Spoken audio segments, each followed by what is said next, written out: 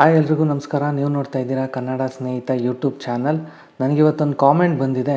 Comment ಏನಪ್ಪ ಅಂದರೆ, vitrified ಟೈಲ್ಸ್ನ ಮನೆ ಫ್ಲೋರಿಂಗ್ಗೆ ಯೂಸ್ ಮಾಡ್ಬೋದಾ, ಆಮೇಲೆ ಫ್ಲೋರಿಂಗ್ಗೆ ಯೂಸ್ ಮಾಡಬೇಕಾದ್ರೆ ಅದರದ್ದು ಥಿಕ್ನೆಸ್ಸು ಎಷ್ಟಿದ್ರೆ ಒಳ್ಳೆಯದು. ಸೊ ಹಾಗಾದರೆ ನಾನು ಈ ವಿಡಿಯೋದಲ್ಲಿ ನೀವು ಮನೆ ಫ್ಲೋರಿಂಗ್ಗೆ ವೆಟ್ರಿಫೈಡ್ ಟೈಲ್ಸ್ನ ಯೂಸ್ ಮಾಡಬೇಕಾದ್ರೆ ಮತ್ತು ವಾಲ್ಸ್ಗೆ ವೆಟ್ರಿಫೈಡ್ ಟೈಲ್ಸ್ನ ಯೂಸ್ ಮಾಡಬೇಕಾದ್ರೆ ಯಾವ್ಯಾವ ರೀತಿ ಥಿಕ್ನೆಸ್ ಇರೋ ಟೈಲ್ಸ್ನ ನೀವು ಯೂಸ್ ಮಾಡ್ಬೋದು, ಅದಾದಮೇಲೆ ವೆಟ್ರಿಫೈಡ್ ಟೈಲ್ಸ್ನ ನೀವು ಮನೆಯಲ್ಲಿ ಎಲ್ಲೆಲ್ಲಿ ನೀವು ಇನ್ಸ್ಟಾಲ್ ಮಾಡ್ಬೋದು, ಆಮೇಲೆ ಈ ಟೈಲ್ಸಲ್ಲಿ ಯಾವ್ಯಾವ ರೀತಿ ಟಾಪ್ ಕಲರ್ಸ್ಗಳಿದೆ, ಆಮೇಲೆ ಯಾವ ರೀತಿ ಬ್ರ್ಯಾಂಡ್ಸ್ಗಳನ್ನ ನೀವು ವೆಟ್ರಿಫೈಡ್ ಟೈಲ್ಸಲ್ಲಿ ಯೂಸ್ ಮಾಡ್ಬೋದು, ಆಮೇಲೆ ಆ ಚೆನ್ನಾಗಿರೋ ಬ್ರ್ಯಾಂಡ್ಸ್ ಯಾವ್ದ್ಯಾವುದು ಅಂತ ನಾನು ಈ ವಿಡಿಯೋದಲ್ಲಿ ನಿಮಗೆ ತಿಳಿಸ್ಕೊಡ್ತಾ ಇದ್ದೀನಿ. ಹಾಗಾದರೆ ವಿಡಿಯೋನ ಶುರು ಮಾಡೋದಕ್ಕಿಂತ ಮುಂಚೆ ನೀವೇನಾದರೂ ನಮ್ಮ ಚಾನಲ್ಗೆ ಫಸ್ಟ್ ಟೈಮ್ ವಿಸಿಟ್ ಮಾಡ್ತಾಯಿದ್ರೆ ದಯವಿಟ್ಟು ನಮ್ಮ ಚಾನಲ್ಗೆ ಸಬ್ಸ್ಕ್ರೈಬ್ ಮಾಡ್ಕೊಳ್ಳಿ. ಯಾಕೆಂದರೆ ನಾನು ಇದೇ ರೀತಿ ವಿಡಿಯೋಗಳನ್ನ ರೆಗ್ಯುಲರಾಗಿ ಅಪ್ಲೋಡ್ ಮಾಡ್ತಾ ಇರ್ತೀನಿ. ಸೊ ನನ್ನ ವಿಡಿಯೋಯಿಂದ ನಿಮಗೆ ಖಂಡಿತ ಯೂಸ್ ಆಗುತ್ತೆ. ನಾನು ಆಲ್ರೆಡಿ ಹಿಂದಿನ ವಿಡಿಯೋಗಳಲ್ಲಿ ಹೇಳಿರೋ ರೀತಿ ವೆಟ್ರಿಫೈಡ್ ಟೈಲ್ಸು ಇವಾಗ ತುಂಬ ನೀಟಾಗಿ ಮ್ಯಾನುಫ್ಯಾಕ್ಚರ್ ಆಗ್ತಾಯಿದೆ. ಸೊ ಅದೊಂದು ಸಿಲಿಕಾ ಅನ್ನೋ ಒಂದು ಪ್ರಾಡಕ್ಟ್ನ ಯೂಸ್ ಮಾಡಿಕೊಂಡು ಆ ಒಂದು ಕೆಮಿಕಲ್ ರಿಯಾಕ್ಷನಲ್ಲಿ ವೆಟ್ರಿಫೈಡ್ ಟೈಲ್ಸ್ನ ರೆಡಿ ಮಾಡೋದ್ರಿಂದ ಆ ಟೈಲ್ಸು ತುಂಬ ಸ್ಟ್ರಾಂಗ್ ಆಗಿರುತ್ತೆ. ಸೊ ಅಷ್ಟು ಈಸಿಯಾಗಿ ಇವಾಗ ಸೆರಾಮಿಕ್ ಟೈಲ್ಸು ಆಮೇಲೆ ಮುಂಚೆ ಮ್ಯಾನುಫ್ಯಾಕ್ಚರ್ ಆಗ್ತಾ ಇರೋ ಟೈಲ್ಸ್ ರೀತಿ ಅದು ಬೇಗ ಬ್ರೇಕ್ ಆಗೋದಿಲ್ಲ. ಸೊ ಅದು ತುಂಬ ಕಾಂಪ್ಯಾಕ್ಟಾಗಿ ಆಮೇಲೆ ಅದರದ್ದೊಂದು ಸ್ಟ್ರೆಂತು ಚೆನ್ನಾಗಿರುತ್ತೆ. ಬಟ್ ಏನಪ್ಪ ಅಂದರೆ, ನೀವು ಆ ವೆಟ್ರಿಫೈಡ್ ಟೈಲ್ಸ್ನ ಯಾವ್ಯಾವ ಜಾಗದಲ್ಲಿ ಯೂಸ್ ಮಾಡ್ತಾಯಿದ್ದೀರಾ, ಆಮೇಲೆ ಯಾವ ರೀತಿ ಥಿಕ್ನೆಸ್ನ ನೀವು ಯೂಸ್ ಮಾಡಿದ್ದೀರಾ, ಆಮೇಲೆ ಒಂದು ಟೈಲ್ಸ್ನ ನೀವು ಇನ್ಸ್ಟಾಲ್ ಮಾಡಬೇಕಾದ್ರೆ ಯಾವ ರೀತಿ ಗಮನ ಇಟ್ಕೊಂಡು ನೀವು ಅದನ್ನು ಇನ್ಸ್ಟಾಲ್ ಮಾಡಿದ್ದೀರಾ, ಈ ಎಲ್ಲ ಒಂದು ವಿಷಯಗಳನ್ನ ನೀವು ಗಮನದಲ್ಲಿ ಇಟ್ಕೊಂಡು ನೀವೊಂದು ಟೈಲ್ಸ್ನ ಇನ್ಸ್ಟಾಲ್ ಮಾಡಿದರೆ ನಿಮಗೆ ಯಾವುದೇ ರೀತಿ ತೊಂದರೆ ಆಗದಲೇ ನಿಮ್ಮ ಟೈಲ್ಸು ತುಂಬ ವರ್ಷಗಳು ಬಾಳಿಕೆ ಬರುತ್ತೆ. GVT ಟೈಲ್ಸ್ ಆಗ್ಬೋದು, ಪಾಲಿಶ್ GVT ಆಗ್ಬೋದು, ಫುಲ್ ಬಾಡಿ ಆಗ್ಬೋದು, ಡಬಲ್ ಲೇಯರ್ ವೆಟ್ರಿಫೈಡ್ ಟೈಲ್ಸ್ ಆಗ್ಬೋದು. ಇದ್ರ ಎಲ್ಲದ್ರ ಬಗ್ಗೆ ನಾನು ಆಲ್ರೆಡಿ ವಿಡಿಯೋ ಮಾಡಿದ್ದೀನಿ. ಆ ವಿಡಿಯೋ ನನ್ನ ಚಾನಲಲ್ಲಿದೆ. ಸೊ ನೀವು ನನ್ನ ಚಾನಲ್ನ ವಿಸಿಟ್ ಮಾಡಿ ಆ ವಿಡಿಯೋನ ನೋಡಿದ್ರೆ ನಿಮಗೆ ಯಾವ್ಯಾವ ರೀತಿ ವೆಟ್ರಿಫೈಡ್ ಟೈಲ್ಸು ಮಾರ್ಕೆಟಲ್ಲಿ ಅವೈಲಬಲ್ ಇದೆ ಅನ್ನೋದು ಕ್ಲಿಯರಾಗಿ ಅರ್ಥ ಆಗುತ್ತೆ. ಅದಾದಮೇಲೆ ನೀವು ಯಾವ ಥಿಕ್ನೆಸ್ನ ಯೂಸ್ ಮಾಡಬೇಕು ಅಂದರೆ, ನೀವೊಂದು ಫ್ಲೋರಿಂಗ್ಗೆ ವೆಟ್ರಿಫೈಡ್ ಟೈಲ್ಸ್ನ ಯೂಸ್ ಮಾಡಬೇಕಾದ್ರೆ ಮಿನಿಮಮ್ ಒಂದು 10 mm ಇಂದ 15 mm ವರೆಗೂ ಈಗ ಮಾರ್ಕೆಟಲ್ಲಿ ಅವೈಲಬಲ್ ಇದೆ. ಸೊ ನೀವು ಈ ಸೈಜ್ ಅಥವಾ ಈ ಥಿಕ್ನೆಸ್ ಟೈಲ್ಸ್ನ ನೀವು ಫ್ಲೋರಿಂಗಲ್ಲಿ ಯೂಸ್ ಮಾಡಿದ್ರೆ ನಿಮಗೆ ಯಾವುದೇ ರೀತಿ ಪ್ರಾಬ್ಲಮ್ ಬರೋದಿಲ್ಲ.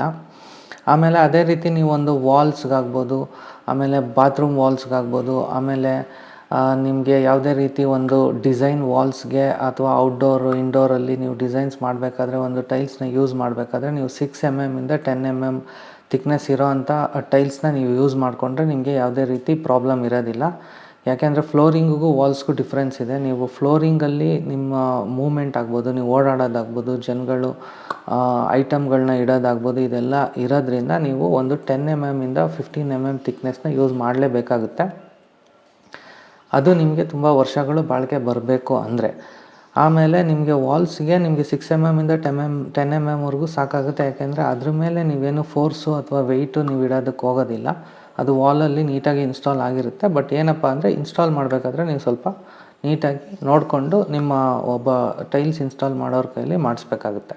ಅದಾದಮೇಲೆ ಇವಾಗ ಹೆವಿ ಟ್ರಾಫಿಕ್ ಟೈಲ್ಸ್ ಅಂತಲೂ ಬಂದಿದೆ. ನೀವು ಪಾರ್ಕಿಂಗ್ ಟೈಲ್ಸು ಅಥವಾ ಆಚೆ ರೂಫ್ಗೆ, ಆಮೇಲೆ ಆ್ಯಂಟಿ ಸ್ಕಿಡ್ ಫ್ಲೋರಿಂಗ್ ಟೈಲ್ಸ್ಗೆ, ಇಂಥ ಜಾಗಗಳಲ್ಲೆಲ್ಲ ನೀವು ಹೆವಿ ಟ್ರಾಫಿಕ್ 20 mm ಥಿಕ್ನೆಸ್ ಇರೋ ಒಂದು ಟೈಲ್ಸ್ಗಳು ಇವಾಗ ಮಾರ್ಕೆಟಲ್ಲಿ ಅವೈಲಬಲ್ ಇದೆ. ಅದನ್ನು ನೀವು ಯೂಸ್ ಮಾಡ್ಕೋಬೋದು ಔಟ್ಡೋರಲ್ಲಿ. ಯಾಕೆಂದರೆ ನಿಮಗೆ ಮೂಮೆಂಟ್ ಜಾಸ್ತಿ ಇರುತ್ತೆ, ಪಾರ್ಕಿಂಗಲ್ಲಿ ನಿಮ್ಮ ಗಾಡಿಗಳು ಓಡಾಡ್ತಾ ಇರುತ್ತೆ ಟೈಲ್ಸ್ ಮೇಲೆ. ಸೊ ಅದು ಡ್ಯಾಮೇಜ್ ಆಗೋ ಚಾನ್ಸಸ್ಸು ನಿಮಗೆ ಜಾಸ್ತಿ ಇರೋದ್ರಿಂದ ನೀವು ಹೆವಿ ಟ್ರಾಫಿಕ್ 20 mm ಥಿಕ್ನೆಸ್ ಇರೋ ಟೈಲ್ಸ್ನ ನೀವು ಅಲ್ಲಿ ಪಾರ್ಕಿಂಗಲ್ಲೆಲ್ಲ ಕಡೆ ಯೂಸ್ ಮಾಡಿಕೊಂಡ್ರೆ ಔಟ್ಡೋರ್ಗಳಲ್ಲಿ ನಿಮಗೆ ಅದನ್ನು ತುಂಬ ದಿನ ಬಾಳಿಕೆ ಬರುತ್ತೆ. ಆಮೇಲೆ ನೀವು ವೆಟ್ರಿಫೈಡ್ ಟೈಲ್ಸ್ನ ಎಲ್ಲೆಲ್ಲಿ ಯೂಸ್ ಮಾಡ್ಬೋದು ಅಂದರೆ, ನೀವು ಮನೆಯಲ್ಲಿ ಯಾವುದೇ ಜಾಗದಲ್ಲಿ ನೀವು ಟೈಲ್ಸ್ಗಳನ್ನ ಅಥವಾ ಗ್ರಾನೈಟ್ನ ನೀವು ಇನ್ಸ್ಟಾಲ್ ಮಾಡಬೇಕು ಅಂದ್ಕೊಂಡಿದ್ದೀರೋ ಆ ಎಲ್ಲ ಜಾಗದಲ್ಲೂ ಇವಾಗ ನೀವು ವೆಟ್ರಿಫೈಡ್ ಟೈಲ್ಸ್ನ ಈಸಿಯಾಗಿ ಇನ್ಸ್ಟಾಲ್ ಮಾಡ್ಕೋಬೋದು. ಅದಕ್ಕೆ ಯಾವುದೇ ರೀತಿ ನಿಮಗೆ ತೊಂದರೆ ಆಗೋದಿಲ್ಲ. ನಿಮ್ಮ ಮನೆಯ ಫ್ಲೋರಿಂಗ್ ಆಗ್ಬೋದು, ಹಾಲು, ರೂಮ್ಸು, ಅದಾದಮೇಲೆ ಬಾತ್ರೂಮ್ ವಾಲ್ಸ್ಗಾಗ್ಬೋದು, ಅದಾದಮೇಲೆ ನಿಮ್ಮ ಒಂದು ಸ್ಟೇರ್ ಕೇಸ್, ಮನೆ ಒಳಗಡೆ ಸ್ಟೇರ್ ಕೇಸ್ಗಾಗ್ಬೋದು, ಅದಾದಮೇಲೆ ನಿಮ್ಮದೊಂದು ಪಾರ್ಕಿಂಗ್ ಟೈಲ್ಸ್ ಆಗ್ಬೋದು, ಆಮೇಲೆ ನಿಮ್ಮ ಮನೆಯ ಒಂದು ಟೆರೆಸ್ ರೂಫಿಂಗ್ ಆಗ್ಬೋದು, ಆಮೇಲೆ ನಿಮ್ಮ ಬಾಲ್ಕನೀಸ್ಗಾಗ್ಬೋದು, ಯಾವುದೇ ಜಾಗದಲ್ಲಿ ಬೇಕಾದರೂ ನೀವು ಈಸಿಯಾಗಿ ವೆಟ್ರಿಫೈಡ್ ಟೈಲ್ಸ್ನ ಯೂಸ್ ಮಾಡ್ಬೋದು. ನಿಮ್ಮ ಸ್ಟೇರ್ ಕೇಸ್ಗೆ, ಪಾರ್ಕಿಂಗಿಗೆ, ಅದಾದಮೇಲೆ ರೂಫು, ಈ ಜಾಗಗಳಲ್ಲೆಲ್ಲ ನೀವು ಆ್ಯಂಟಿ ಸ್ಕಿಡ್ ಟೈಲ್ಸ್ಗಳನ್ನ ಯೂಸ್ ಮಾಡಿ. ಆಮೇಲೆ ಬಾತ್ರೂಮ್ ಒಳಗಡೆ ಫ್ಲೋರಿಂಗೂ ಅಷ್ಟೇ ಆ್ಯಂಟಿ ಸ್ಕಿಡ್ ಯೂಸ್ ಮಾಡ್ಕೊಳ್ಳಿ. ಆಮೇಲೆ ನೀವು ಬಾತ್ರೂಮ್ ವಾಲ್ಸ್ಗೆಲ್ಲ ನೀವು ಒಂದು ಗ್ಲಾಸಿ ಫಿನಿಶ್ ಟೈಲ್ಸ್ನ ಯೂಸ್ ಮಾಡಿದ್ರೆ, GVT ಪಾಲಿಶ್ ಟೈಲ್ಸ್ನ, ನಿಮಗೆ ಅದು ಈಸಿಯಾಗಿ ಕ್ಲೀನ್ ಮಾಡ್ಕೊಳಕ್ಕಾಗ್ಬೋದು. ಆಮೇಲೆ ಮೇಂಟೆನೆನ್ಸ್ ಒಂದು ನಿಮಗೆ ಈಸಿ ಆಗೋಗುತ್ತೆ. ಸೊ ನೀವು ಈ ರೀತಿ ವೆಟ್ರಿಫೈಡ್ ಟೈಲ್ಸ್ನ ನಿಮ್ಮ ಮನೆಗೆ ಯಾವ ಕಡೆ ಬೇಕಾದರೂ, ಯಾವ ಜಾಗದಲ್ಲಿ ಬೇಕಾದರೂ ನೀವು ಯೂಸ್ ಮಾಡ್ಕೊ. ಆಮೇಲೆ ಒಂದು ವೆಟ್ರಿಫೈಡ್ ಟೈಲ್ಸಲ್ಲಿ ಟಾಪ್ ಕಲರ್ಸ್ ಯಾವ್ದ್ಯಾವ್ದಿದೆ ಅಂತ ನೀವು ತೊಗೊಂಡ್ರೆ, ನಿಮಗೆ ಕಾಮನ್ನಾಗಿ ಫಸ್ಟಿಂದನೂ ಒಂದು ನೆನಪಿಗೆ ಬರೋದು ಅಂದರೆ ಐವರಿ ಕಲರು. ಸೊ ಅದು ಇವಾಗ್ಲೂ ಟ್ರೆಂಡಲ್ಲಿದೆ, ಯಾಕೆಂದರೆ ಐವರಿ ಕಲರು ನಿಮಗೆ ಕೊಡೋ ಒಂದು ಲುಕ್ಕೇ ಬೇರೆ ಇರುತ್ತೆ. ಸೊ ಒಂದು ಗ್ಲಾಸಿ ಲುಕ್ಕು, ಆಮೇಲೆ ಒಂದು ಬ್ಯೂಟಿಫುಲ್ಲಾಗಿ ಒಂದು ಮಾರ್ಬಲ್ ಫಿನಿಶ್ ನಿಮಗೆ ಲುಕ್ಕು ನಿಮಗೆ ಐವರಿ ಕಲರಲ್ಲಿ ಸಿಗುತ್ತೆ. ಅದಾದಮೇಲೆ ನಿಮಗೆ ವೈಟ್ ಪ್ಯಾಟ್ರನ್ಸಲ್ಲಿ ತುಂಬ ಡಿಸೈನ್ಸ್ ಇದೆ, ನೀವು ಅದನ್ನು ನೋಡ್ಬೋದು. ಆಮೇಲೆ ಇವಾಗ ಬ್ರೌನಿಷು, ಆಮೇಲೆ ಒಂದು ಗ್ರೇ ಕಲರ್ಸು, ಈ ಥರನೂ ಒಂದು ಸ್ವಲ್ಪ ಟ್ರೆಂಡ್ ಆಗ್ತಾಯಿದೆ. ಫುಲ್ ಬಾಡಿ ವೆಟ್ರಿಫೈಡ್ ಟೈಲ್ಸಲ್ಲಿ ನಿಮಗೆ ಗ್ರೇ ಕಲರ್ಸ್ ತುಂಬ ಪ್ಯಾಟ್ರನ್ಸ್ ಅವೈಲಬಲ್ ಇರುತ್ತೆ. ಆಮೇಲೆ ಬ್ರೌನ್ ಪ್ಯಾಟ್ರನ್ಸಲ್ಲೂ ನಿಮಗೆ ತುಂಬ ಕಲರ್ಸ್ ಅವೈಲಬಲ್ ಇದೆ. ಆಮೇಲೆ ಬೀಚ್ ಕಲರ್ ಇದೆ, ಆಮೇಲೆ ಬ್ಲೂಯಿಶ್ ಕಲರಲ್ಲಿ ಅವೈಲಬಲ್ ಇದೆ. ಸೊ ನೀವು ಈ ರೀತಿ ಎಲ್ಲ ಕಲರ್ಸ್ಗಳಲ್ಲಿ ಇದೊಂದು ಟಾಪ್ ಕಲರ್ಸು ಯಾವ್ದ್ಯಾವುದು ಟ್ರೆಂಡಿಂಗಲ್ಲಿರೋದು, ನೀವು ಈ ಕಲರ್ಸಲ್ಲಿ ನಿಮಗೆ ತುಂಬ ಪ್ಯಾಟ್ರನ್ಸ್ ಮತ್ತು ಅವೈಲಬಲ್ ಇರುತ್ತೆ. ನೀವು ಈಸಿಯಾಗಿ ನೋಡಿ ನೀವು ಅಂಗಡಿಯಲ್ಲಿ ನಿಧಾನಕ್ಕೆ ನಿಮ್ಮ ಒಂದು ಮನೆಯ ವಾಲ್ ಪೇಂಟಿಂಗ್ಸ್ಗೆ ಯಾವುದು ಮ್ಯಾಚ್ ಆಗುತ್ತೆ ಇದನ್ನೆಲ್ಲ ನೀವು ಮೈಂಡಲ್ಲಿ ಇಟ್ಕೊಂಡು ನೀವು ಒಂದು ಟೈಲ್ಸ್ನ ಸೆಲೆಕ್ಟ್ ಮಾಡ್ಕೋಬೋದು. ಆಮೇಲೆ ಏನು ಅಂದರೆ, ನೀವೊಂದು ವೆಟ್ರಿಫೈಡ್ ಟೈಲ್ಸ್ನ ನೀವು ಇನ್ಸ್ಟಾಲ್ ಮಾಡಬೇಕಾದ್ರೆ ನಿಮಗೆ ಫ್ಲೋರಿಂಗಲ್ಲಿ ಜಾಯಿಂಟ್ಸು ಕಮ್ಮಿ ಇರಬೇಕು ಅಂತ ಅಂದರೆ, ನೀವು ಒಂದು ಲಾರ್ಜ್ ಸೈಜ್ ಟೈಲ್ಸ್ಗೆ ಹೋಗ್ಬೋದು. ಅಂದರೆ 2x2ಗಿಂತ ದೊಡ್ಡ ಸೈಜಸ್ ಯಾವುದಾದಿದೆ ಅದಕ್ಕೆಲ್ಲ ಹೋಗ್ಬೋದು. 2x4 ಆಗ್ಬೋದು, ಆಮೇಲೆ 2x8 ಇದೆ, 4x8 ಇದೆ. ಈ ಸೈಜಸ್ಗೆಲ್ಲ ಹೋದರೆ ನಿಮಗೆ ಜಾಯಿಂಟ್ಸ್ಗಳು ಕಮ್ಮಿ ಆಗುತ್ತೆ. ಬಟ್ ಏನಪ್ಪ ಅಂದರೆ, ಇದು ಸ್ವಲ್ಪ ನಿಮಗೆ ಬಜೆಟ್ ವೈಸು ಕಾಸ್ಟ್ಲಿ ಆಗುತ್ತೆ, ಯಾಕೆಂದರೆ ನಾರ್ಮಲ್ ಸೈಜು ಅಥವಾ ಸ್ಮಾಲ್ ಸೈಜ್ ಟೈಲ್ಸ್ಗಿಂತ. ಬಟ್ ನೀವು ಬಜೆಟ್ ಸ್ವಲ್ಪ ಜಾಸ್ತಿ ಆದರೂ ಪರವಾಗಿಲ್ಲ, ನಿಮಗೆ ಒಂದು ಮನೆ ನೀಟಾಗಿ ಕಾಣಿಸ್ಬೇಕು, ಜಾಯಿಂಟ್ಸ್ ಜಾಸ್ತಿ ಕಾಣಿಸ್ಬಾರ್ದು ಅಂದರೆ ನೀವು ಈ ಥರ ಲಾರ್ಜ್ ಸೈಜ್ ಟೈಲ್ಸ್ಗೆ ಹೋಗ್ಬೋದು. ನೀವೇನಾದರೂ ಬಜೆಟಲ್ಲಿ ನಾನು ಒಂದು ನೀಟಾಗಿ ಫ್ಲೋರಿಂಗ್ನ ಮುಗಿಸ್ಕೊಬೇಕು ಅಂತ ಒಂದು ಐಡಿಯಾ ಇದ್ದರೆ, ನೀವು 2x2 ಅಲ್ಲೇ ನೀವು ಈಸಿಯಾಗಿ ಒಳ್ಳೊಳ್ಳೆ ಡಿಸೈನ್ಸ್ ಇದೆ, ನೀವು ನೀಟಾಗಿ ಚೆಕ್ ಮಾಡಿಕೊಂಡು ಮಾಡ್ಕೋಬೋದು. ಆಮೇಲೆ ಇವಾಗೆಲ್ಲ ಜಾಯಿಂಟ್ಲೆಸ್ ಟೈಲ್ಸ್, ವೆಟ್ರಿಫೈಡ್ ಟೈಲ್ಸು ಬಂದಿದೆ. ಆ ಜಾಯಿಂಟ್ಲೆಸ್ ಟೈಲ್ಸ್ ಅಂದರೆ ನಿಮಗೇನು ಜಾಯಿಂಟ್ಸ್ ಇರೋದೇ ಇಲ್ಲ ಅಂತ ಅಲ್ಲ, ಬಟ್ ನಿಮಗೆ ಅದು ಒಂದು ಸ್ವಲ್ಪ ದೂರದಿಂದ ನೋಡಿದಾಗ ನಿಮಗೆ ಪ್ಯಾಟ್ರನ್ಸು ಬುಕ್ ಮ್ಯಾಚಸ್ ಥರ ಇರುತ್ತೆ. ನಿಮಗೆ ಒಂದೇ ಪ್ಯಾಟ್ರನಲ್ಲಿ ಕಂಪ್ಲೀಟ್ ಮನೆಗೆ ಫ್ಲೋರಿಂಗು ಇರೋ ರೀತಿ ಕಾಣುತ್ತೆ. ನಿಮಗೆ ಜಾಯಿಂಟ್ಸ್ ಅನ್ನೋದು ಜಾಸ್ತಿ ನೀಟಾಗಿ ದೂರದಿಂದ ಕಾಣೋದಿಲ್ಲ. ಅದನ್ನು ಇವಾಗ ಜಾಯಿಂಟ್ಲೆಸ್ ಟೈಲ್ಸ್ ಅಂತಾರೆ. ಅದನ್ನು ನೀವು ಬೇಕಂದರೆ ನೀವು ಇನ್ಸ್ಟಾಲ್ ಮಾಡ್ಕೋಬೋದು. ನೆಕ್ಸ್ಟು, ಒಂದು ವೆಟ್ರಿಫೈಡ್ ಟೈಲ್ಸ್ನ ಪರ್ಚೇಸ್ ಮಾಡಬೇಕಾದ್ರೆ ನೀವು ಯಾವ ಬ್ರ್ಯಾಂಡ್ಸ್ಗೆ ಹೋಗಬೇಕು ಅನ್ನೋದು ಒಂದು ಕನ್ಫ್ಯೂಷನ್ ಇರುತ್ತೆ. ಸೊ ನಾನೇನು ಸಜೆಸ್ಟ್ ಮಾಡ್ತೀನಿ ಅಂದರೆ, ನೀವೊಂದು ಸ್ವಂತ ಮನೆಗೆ ನೀವೊಂದು ವೆಟ್ರಿಫೈಡ್ ಟೈಲ್ಸ್ನ ಇನ್ಸ್ಟಾಲ್ ಮಾಡಬೇಕಾದ್ರೆ ಒಂದು ಲೋಕಲ್ ಬ್ರ್ಯಾಂಡು ಅಥವಾ ನಿಮ್ಗೆ ಗೊತ್ತಿಲ್ಲದೆ ಇರೋ ಬ್ರ್ಯಾಂಡ್ಗಿಂತ ನೀವೊಂದು ಬ್ರ್ಯಾಂಡೆಡ್ ಟೈಲ್ಸ್ಗೆ ಹೋದರೆ ನಿಮಗೆ ಅದರಿಂದ ಒಂದು ಕ್ವಾಲಿಟಿ ಪ್ರಾಡಕ್ಟು ಸಿಗುತ್ತೆ. ಆಮೇಲೆ ಅದು ತುಂಬ ವರ್ಷ ಬಾಳಿಕೆನೂ ಬರುತ್ತೆ. ಆಮೇಲೆ ಅದರ ಮೇಲೆ ವಾರಂಟೀಸು ಇರುತ್ತೆ. ನೀವು ಈಸಿಯಾಗಿ ನಿಮಗೆ ಯಾವುದೇ ರೀತಿ ಒಂದು ಕನ್ಫ್ಯೂಷನ್ಸ್ ಇಲ್ದಲೆ ಸೆಲೆಕ್ಷನ್ ಮಾಡಬೇಕಾದ್ರೂ ನೀಟಾಗಿ ಒಂದು ಡಿಸೈನ್ಸ್ನ ಸೆಲೆಕ್ಟ್ ಮಾಡಿಕೊಂಡು ನೀವು ಇನ್ಸ್ಟಾಲ್ ಮಾಡ್ಬೋದು. ಹಾಗಾದರೆ ನಿಮಗೆ ಟಾಪ್ ಬ್ರ್ಯಾಂಡ್ಸ್ ಯಾವ್ದ್ಯಾವ್ದಿದೆ ಅಂತ ನೋಡೋಣ. ಸೊ ನಿಮಗೆ ಫಸ್ಟು ನಿಮ್ಮ ಮೈಂಡ್ಗೆ ಬರೋದೇ ಕಜಾರಿಯಾ ಅಂತ. ಕಜಾರಿಯಾ ಇವಾಗ ಎಷ್ಟು ಕಾಮನ್ ಆಗೋಗಿದೆ ಅಂದರೆ, ಯೂಶ್ವಲಿ ಎಲ್ಲರಿಗೂ ಈ ಬ್ರ್ಯಾಂಡ್ ಬಗ್ಗೆ ತಿಳಿದೇ ಇದೆ. ಸೊ ನೀವು ಕಜಾರಿಯಲ್ಲಿ ನಿಮಗೆ ಈಸಿಯಾಗಿ ನಿಮಗೆ ಆಪ್ಷನ್ಸ್ ಅವೈಲಬಲ್ ಇರುತ್ತೆ, ನೀವು ನೋಡಿಕೊಂಡು ಸೆಲೆಕ್ಟ್ ಮಾಡ್ಕೋಬೋದು.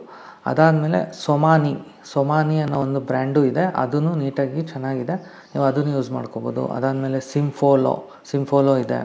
ಆಮೇಲೆ ಓರಿಯೆಂಟ್ ಬೆಲ್ ಅಂತ ಒಂದು ಬ್ರ್ಯಾಂಡ್ ಇದೆ. ಸೊ ಆಮೇಲೆ ನಿಟ್ಕೋ ಅನ್ನೋ ಒಂದು ಬ್ರ್ಯಾಂಡ್ ಇದೆ. ಆಮೇಲೆ ಏಷ್ಯನ್ ಅವ್ರದ್ದು ಒಂದು ಟೈಲ್ಸ್ ಬ್ರ್ಯಾಂಡ್ ಇದೆ. ಆಮೇಲೆ ಜಾನ್ಸನ್ ಅವ್ರದ್ದು ಒಂದು ಒಳ್ಳೆ ಬ್ರ್ಯಾಂಡ್ ಇದೆ. ಆಮೇಲೆ HSIL ಇಂಡ್ವೇರ್, ಸೊ ಇದು ಒಂದು ಬ್ರ್ಯಾಂಡ್ ಇದೆ.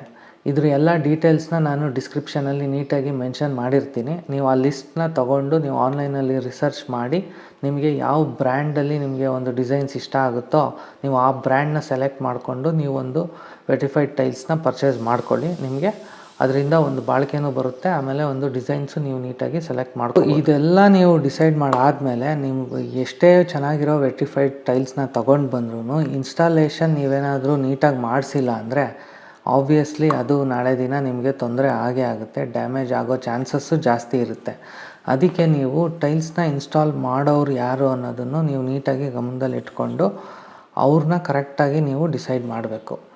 ಆಮೇಲೆ ನೀವು ಇನ್ಸ್ಟಾಲೇಷನ್ನ ಹೆಂಗೆ ಸ್ಟಾರ್ಟ್ ಮಾಡ್ಬೋದು ಅಂದರೆ, ನಿಮ್ಮ ಒಂದು ಕಾಂಕ್ರೀಟಿಂಗ್ ಎಲ್ಲ ಆಗಿರುತ್ತಲ್ಲ, ರೂಫಿಂಗು, ನೀವು ಇನ್ನೇನು ಟೈಲ್ಸ್ನ ಇನ್ಸ್ಟಾಲ್ ಮಾಡೋಕ್ಕೆ ಸ್ಟಾರ್ಟ್ ಮಾಡಬೇಕಾದ್ರೆ ಆ ಜಾಗನ ಕಂಪ್ಲೀಟಾಗಿ ಯಾವುದೇ ರೀತಿ ಗಲೀಜು ಪಾರ್ಟಿಕಲ್ಸ್ ಇಲ್ದಲೆ, ಸಿಮೆಂಟ್ ಚೂರುಗಳಿಲ್ದಲೆ ಅದನ್ನೆಲ್ಲ ನೀಟಾಗಿ ಕ್ಲೀನ್ ಮಾಡಿಸಿ, ಆಮೇಲೆ ಒಂದು ಸಮವಾಗಿ ಅದು ನೀಟಾಗಿ ಇರೋ ರೀತಿ ಮಾಡಿಕೊಂಡು, ಆಮೇಲೆ ನೀವೊಂದು ಒಂದು ಮಡ್ಡಿ ಆಗ್ಬೋದು, ಒಂದು ಸಿಮೆಂಟ್ ಮಿಕ್ಸ್ಚರ್ ಆಗ್ಬೋದು, ಅದನ್ನು ನೀಟಾಗಿ ಒಂದೇ ಲೆವೆಲಲ್ಲಿ ಮಾಡಿಸಿ ಹಾಕಿ, ಅದ್ರ ಮೇಲೆ ನೀವು ಟೈಲ್ಸ್ಗಳನ್ನ ಫಸ್ಟೇ ನೋಡ್ಕೊಂಡಿರ್ಬೇಕು. ನೀವು ಯಾವ ರೀತಿ ನಿಮಗೆ ಪ್ಯಾಟರ್ನ್ ಬರಬೇಕು, ನಿಮ್ಮ ಮನೆಯಲ್ಲಿ ಯಾವ ರೀತಿ ನೀವು ಟೈಲ್ಸ್ನ ಬುಕ್ ಮ್ಯಾಚಸ್ ಮಾಡ್ಬೋದು, ಆಮೇಲೆ ನಿಮ್ಗೆ ಅದು ಚೆನ್ನಾಗಿ ಕಾಣ್ತಾ ಇದೆಯಾ ಅಂತ ಫಸ್ಟೇ ನೋಡಿಟ್ಕೊಂಡು, ಅದಾದಮೇಲೆ ನೀವು ಮಿಕ್ಸ್ಚರ್ನ ಎಲ್ಲ ಕಡೆ ಹಾಕ್ಬಿಟ್ಟು ನೀವು ಫ್ಲೋರಿಂಗ್ ಮೇಲೆ ಒಂದೊಂದೇ ಟೈಲ್ಸ್ನ ಇನ್ಸ್ಟಾಲ್ ಮಾಡ್ಕೊಂಡು ಬರಬೇಕು.